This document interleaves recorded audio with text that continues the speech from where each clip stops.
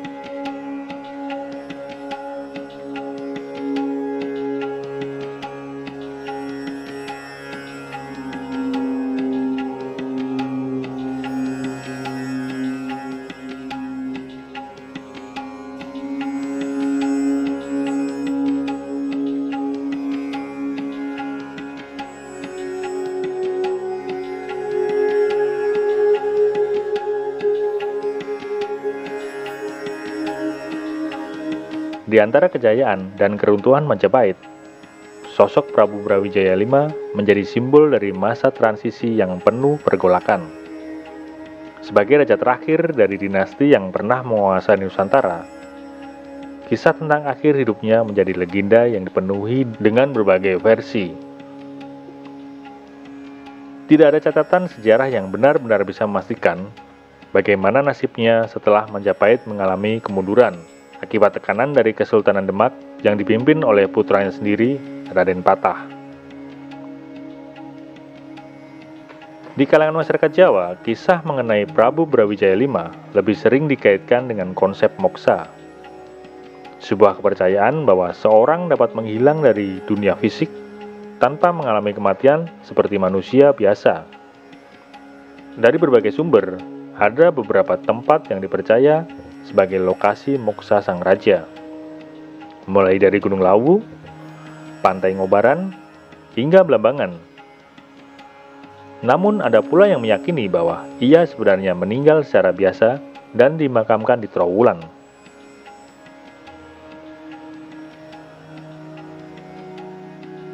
Bagaimana sebenarnya perjalanan terakhir Prabu Brawijaya V? Berikut adalah berbagai versi yang berkembang dari waktu ke waktu dan tetap hidup dalam ingatan kolektif masyarakat hingga hari ini.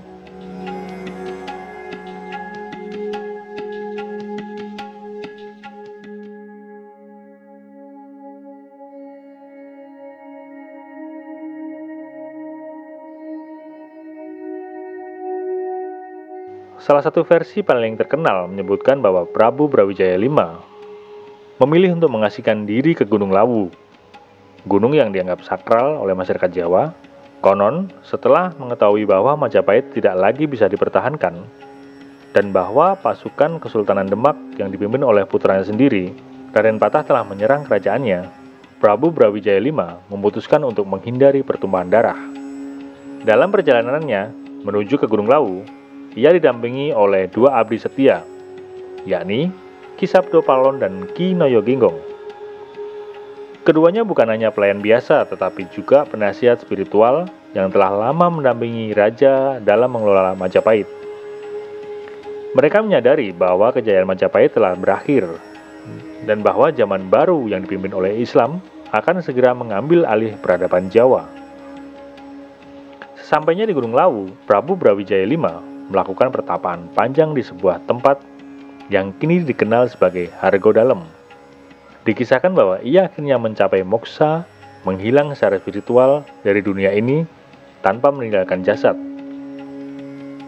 Hingga hari ini, Argodalem masih dianggap sebagai tempat keramat dan sering dikunjungi oleh para peziarah yang ingin mencari ketenangan batin atau mendapatkan berkah dari jejak spiritual sang raja. Sementara itu, ada satu bagian menarik dalam legenda ini, yaitu Sumpah Sabdo Palon.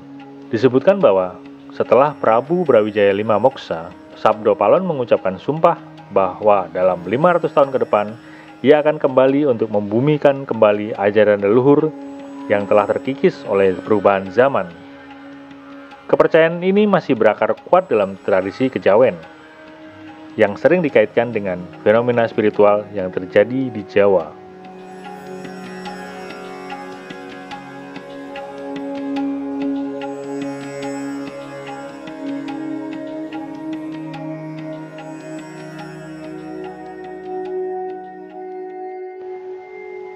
Versi lain yang tak kalah populer menyebutkan bahwa Prabu Brawijaya V mencapai moksa di Pantai Ngobaran yang terletak di pesisir selatan Yogyakarta.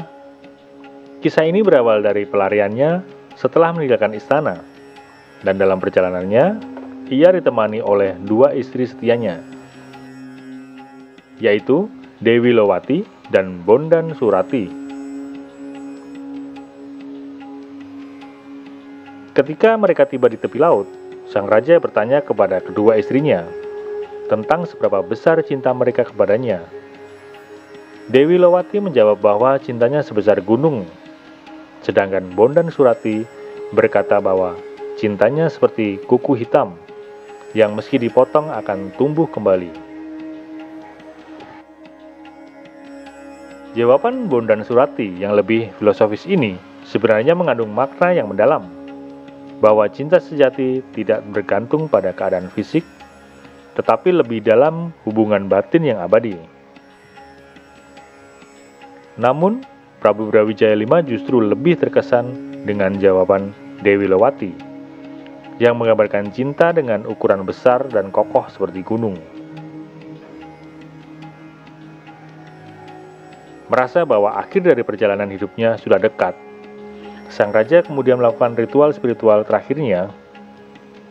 Dikisahkan bahwa ia membakar dupa bersemedi dan akhirnya masuk ke dalam kobaran api bersama Dewi Lowati. Momen ini diyakini sebagai peristiwa moksa, di mana jasad mereka menghilang dalam api yang menyala di tepi laut. Hingga saat ini, Pantai Ngobaran dikenal sebagai tempat yang syarat dan nilai spiritual dan menjadi tujuan ziarah bagi mereka yang percaya kepada kisah ini.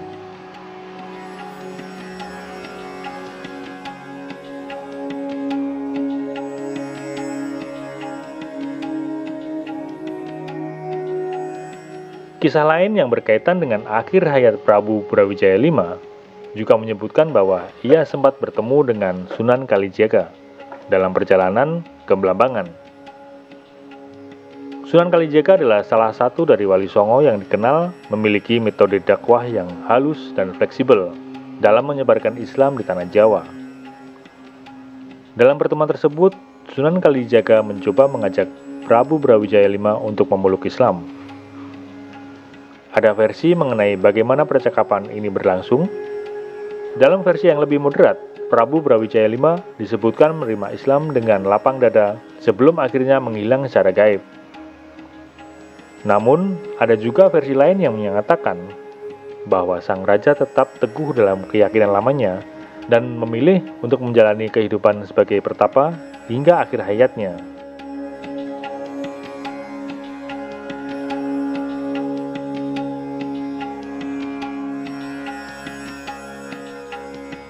Di luar kisah-kisah moksa yang penuh misteri, ada juga teori yang menyatakan bahwa Prabu Brawijaya V sebenarnya tidak moksa, melainkan wafat seperti manusia biasa dan dimakamkan di Trowulan, yang dulunya berupa pusat pemerintahan Majapahit.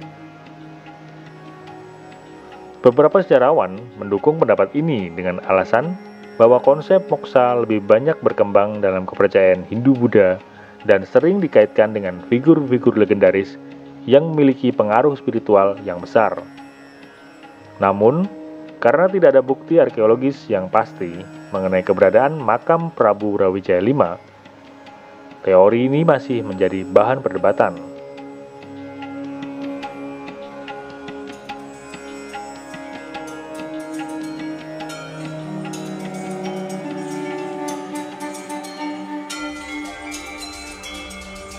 Dari berbagai versi yang berkembang, kisah tentang akhir hayat Prabu Brawijaya V tetap menjadi misteri yang belum terpecahkan.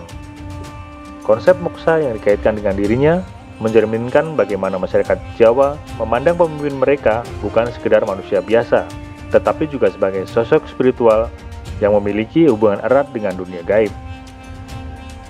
Hingga hari ini, banyak orang yang masih berziarah ke Gunung Lawu, Pantai Ngobaran, atau tempat-tempat lain yang dikaitkan dengan perjalanan terakhir sang raja.